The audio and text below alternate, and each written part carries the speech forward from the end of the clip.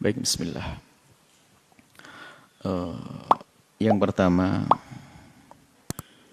adalah masalah syahwat. Syahwat adalah karunia Allah. Yang tidak punya syahwat adalah cacat. Karena syahwat itu adalah untuk naik pangkat. Kapan? Jika seorang bisa mengatur syahwatnya. Syahwat adalah karunia. Maka bersama syahwat itu Allah telah menghadirkan cara menyalurkan syahwat dengan cara yang bersih dan terhormat. Syahwat apapun itu. Syahwat pandangan, syahwat pendengaran, termasuk syahwat yang urusan pribadi. Ada namanya pernikahan. Pernikahan. Di samping di balik pernikahan ada maksud-maksud agung menjalankan sunnah Nabi keturunan. Tapi ada di situ adalah syahwat. Sehingga termasuk maksud tujuan yang paling besar di dalam pernikahan adalah untuk syahwat. Karena Allah menciptakan syahwat, Allah menciptakan penyalurannya. Jika di dalam pernikahan tidak berlaku yang ini, terus apa maksud dari sebuah pernikahan? Ini harus pahami. Jadi syahwat bukan aib. Kemudian setiap orang itu berbeda-beda. Jadi kita tidak boleh menyamakan syahwat seseorang dengan diri Anda misalnya. Mungkin ada seseorang yang syahwatnya biasa saja, slow, tenang. Sehingga aman. Sehingga dalam bab wajibnya menikah seseorang itu adalah disesuaikan dengan urusan syahwatnya. Ada syahwat yang bergolak berlebihan. Dan itu juga Allah ciptakan semacam itu. Dan harus paham, bergolaknya syahwat itu bukan berarti untuk berzina, salah. Bersama bergolaknya syahwat itu untuk mencari yang halal. Allah kasih lapar untuk kita makan makanan yang halal. Adanya bergolak syahwat untuk mencari yang halal. Agar paham betul cerdas, mana yang halal buat saya, harus begitu. Bukan untuk berzina, bukan. Saya syahwat tidak kuat nahan. Ada halal, pintu nikah. Baik. Jadi tujuan nikah adalah itu. Untuk melampiaskan syahwat dengan cara yang halal. Dan itu mendapatkan pahala dari Allah subhanahu wa ta'ala dengan melampiaskan di yang halal. Begitu sebaliknya melampiaskan di yang haram adalah hina. Zina adalah hina dan rendah. Baik, kemudian syahwat itu bukan untuk kita cari-cari dan kita hadirkan. Sehingga dalam pernikahan mungkin bahasa sederhananya adalah orang bukan mencari sesuatu untuk membangkitkan syahwat. Memang kadang manusia itu seperti itu.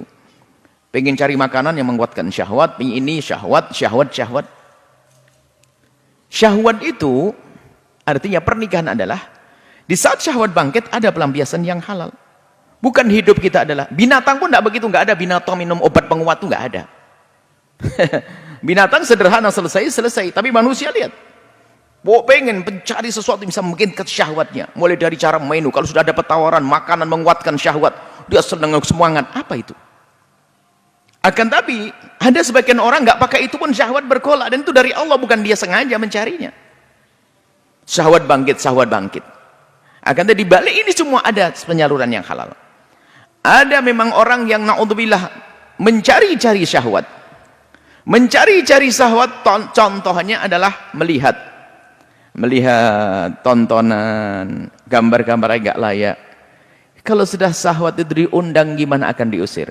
Makanya insya Allah yang bertanya ini adalah memang sudah berusaha mengusir syahwat yang bukan diundang. Tapi kalau kita yang mengundang syahwat, omong kosong. Bagaimana mengundang syahwat? Mengundang syahwat itu yaitu melihat film-film kotor dan sebagainya. Termasuk mohon maaf mengundang syahwat sehingga penyalurannya nggak termasuk misalnya biarpun dengan pasangan yang berjauhan.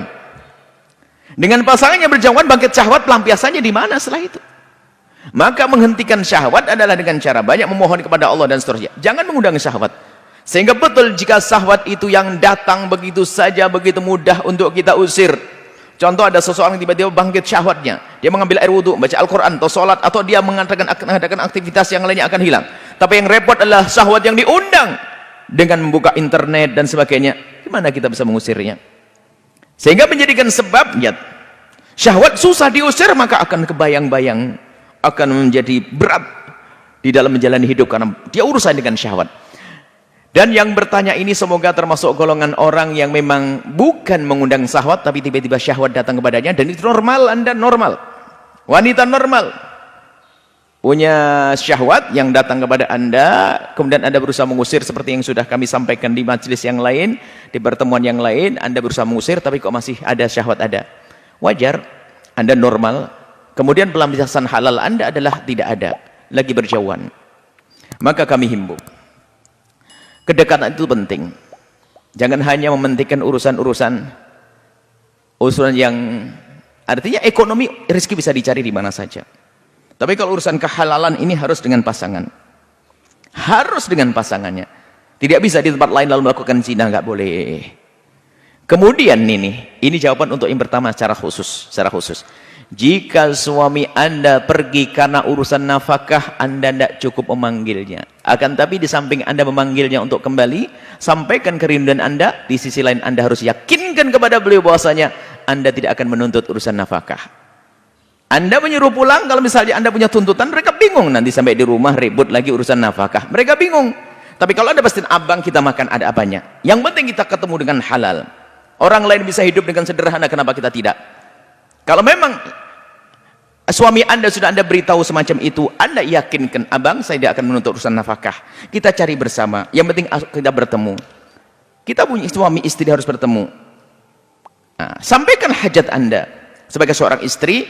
Jika ternyata suami Anda kok tidak mau mendengar, menggubris, sementara Anda sudah bisa nerima apa adanya, tidak menggubris, maka ketahuilah kaidah sederhana. Wanita yang tidak terpenuhi kebutuhan batinnya, sementara dia takut masuk wilayah madarat, keharaman, maka saat itu sang wanita itu suruh bersabar, ditunda. Menunggu kesabaran sampai diperkirakan 4 bulan, seperti masa ila. Ila itu sumpah, seorang suami yang bersumpah tidak mau menggauli suaminya itu 4 bulan. Maka para ulama menyampaikan, seorang wanita bersabar sampai 4 bulan. Sudah minta pada suaminya sampai 4 bulan. Setelah 4 bulan kok tidak dikabulkan sang suami, maka sang istri tidak dosa mengajukan ke mahkamah. Karena apa? Ini urusan pribadi yang tidak bisa diwakilkan kepada siapapun. Maka jangan disamakan. Hakim tidak perlu marah-marah. Kenapa kau ini perempuan? Oh, tidak benar ini. Loh, enggak. Ini urusan syahwat pribadi. Justru ini karena perempuan takut kepada Allah. Yang repot dan naudzubillah hina.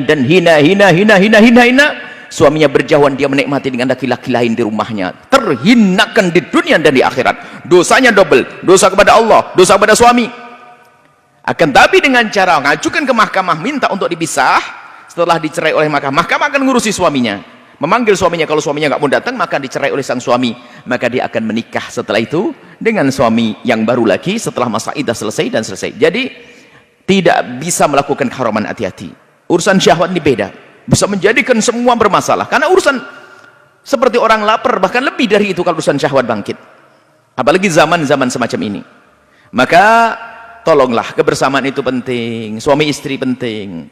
Dan bagi seorang, nah kemudian masalah wajibnya seorang suami memberikan pelayanan pada istri seperti apa sih?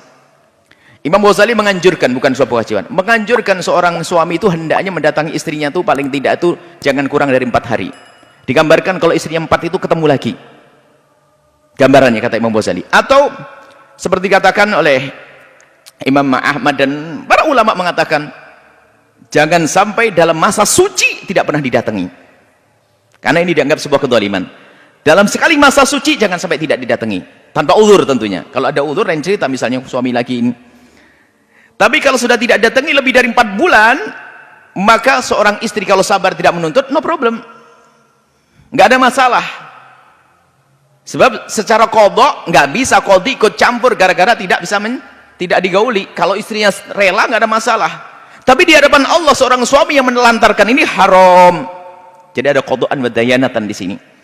Jadi kalau ada seorang suami tidak menggauli istrinya dan istrinya kok diam-diam nggak menuntut, maka secara qadhi nggak boleh ikut campur. Tapi secara agama kalau karena kedzaliman sang suami nggak boleh, haram, dosa.